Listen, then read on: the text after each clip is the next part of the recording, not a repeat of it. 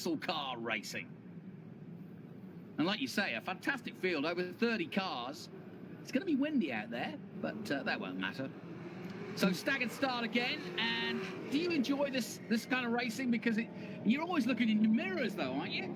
Well, I guess if you're one of the Group 1 cars or Group 2 cars up front, or one of the slower Group 1 cars in the middle, you're looking a lot in your mirrors. But it takes a lot of courage to not do that and just concentrate on driving forward, which is all part of this handicap racing. And it certainly makes it fun. And as we spoke about yesterday, yes, it is a premier category, but it's also a club category. And so everybody needs a chance to have a little bit of fun out there in their pride and joy, their cars, their machines they spend so much time on, working on, that they have a right to be up front for a while as well and try and hold off those fast charges.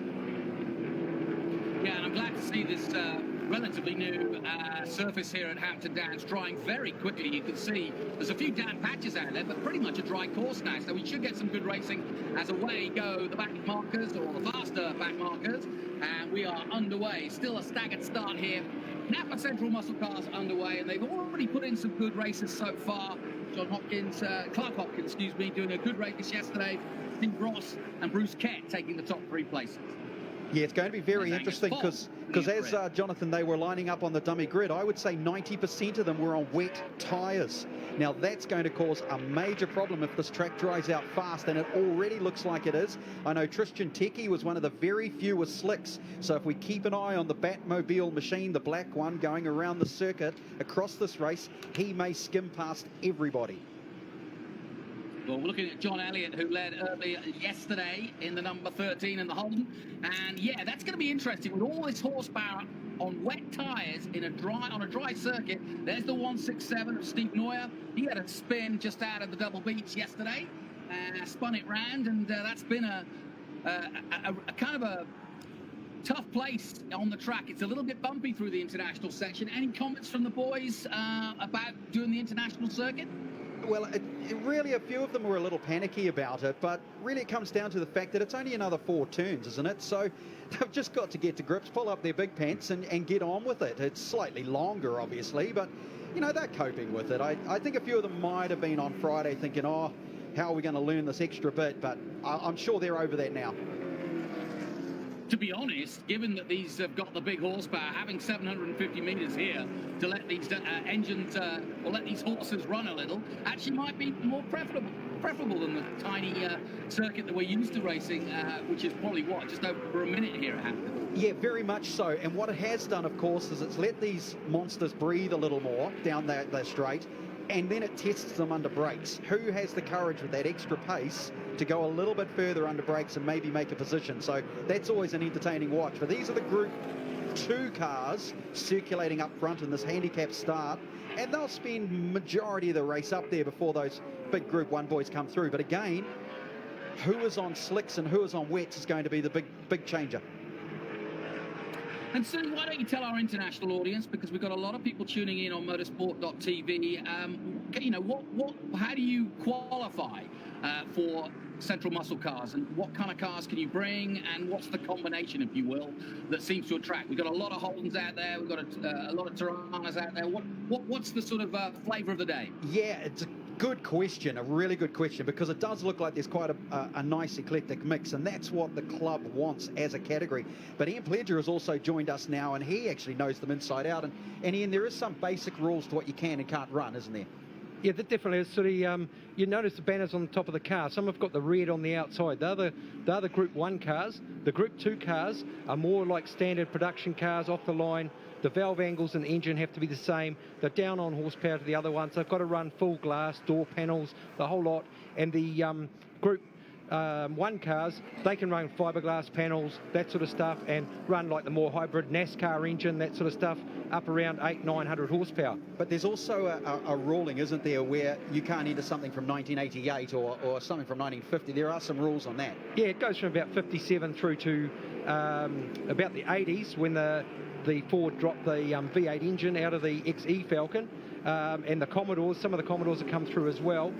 They've brought those into the class just to bring the numbers up, but there's a lot more people coming to the class. Yeah, certainly. And as Jonathan, as we noticed yesterday, 7 Tiranas turned up. I don't know if we've got all 7 in the race this morning. I didn't go out and count them in the garages, but it's nice to see them. But as Ian was saying, the blue stripe is Group 2, and the red on the stripe on the window is Group 1. Those are the more high horsepower boys. Yeah, and John Elliott's starting to slip back now as Ken Lupton picks it up. Andrew Sinclair there in the number 2, going really well in the Chickadee. But yeah, I know a lot of vintage racing guys, you can't suddenly just put your ABS on or power steering. You've got to go with what was at the day. Is that true of this series too? Yeah, it is. You can't mess around with too modern. There are some rules with modern, but certainly no ABS. You're allowed certain upgrade on brakes and suspension, depending on if you're on Group 1 or Group 2. But most of them still run the springs. Isn't that right, Ian? Yeah, they still run standard springs in the Group 1. Group 2 are a little bit different. They can run like 3-link. Group 1's a little bit different. They can run 3-link suspension, that sort of stuff. The other thing too is they run standard distributor. You don't have any flash sort of timing devices in there, and you're not allowed to do monitoring dashes and that sort of thing in the class. So it's basically, as they come out, you take them to the track, you race them like the old school cars of the day. Yeah, well, here's a bunch of Group 2 boys muscling it up with each other, Jonathan, as they come over that top straight. Yeah, down the top straight and down towards the first turn, and it's starting to get a little bit more electric now as the power gets down and the cars get dialed in, and the track is definitely dry now, so we're starting to get in some good laps. Ken Lupton leading at the moment with a 149.3, and we're starting to get some good battling going on. And in terms of the championship, while some of the other championships are coming for their first round, this championship's been racing a couple already. So why not give us a quick update on who we should be looking for in terms of Group 1, Group 2, in terms of leading the championship? Yeah, it's the third round. Clark Hopkins and Hugh Gardner, they may have taken some wins yesterday, but it doesn't put them in championship placings at the moment. That is still done by the number 65. You can see there the Mustang of Shane Johnson. He is leading Group 2, and he is doing a great job. There's our race leader though in the other similar styled Mustang. In Group 1, it is probably on points still Michael Wallace. I haven't had a full calculation of the points after yesterday's adventures and the qualifying points, but it should still be that way. And Tony Boyden and one of the Commodores will be leading in. It's kind of a hybrid category within the class. It's still a Group 1, but it's to be honest, it's more a participation trophy for those guys, but hey, they deserve to get something at the end of the day as well as a chocolate fish. But yeah, there won't be too many dramatic changes as of yet in the championship. Due to Foggy not having a great day yesterday, Hugh Gardner not doing a full championship even though he took points away, John Midgley not doing a full championship. So those guys like Michael Wallace we can see there in the pack and save, the black and yellow machine. He in the Oldsmobile, he should still be leading the championship.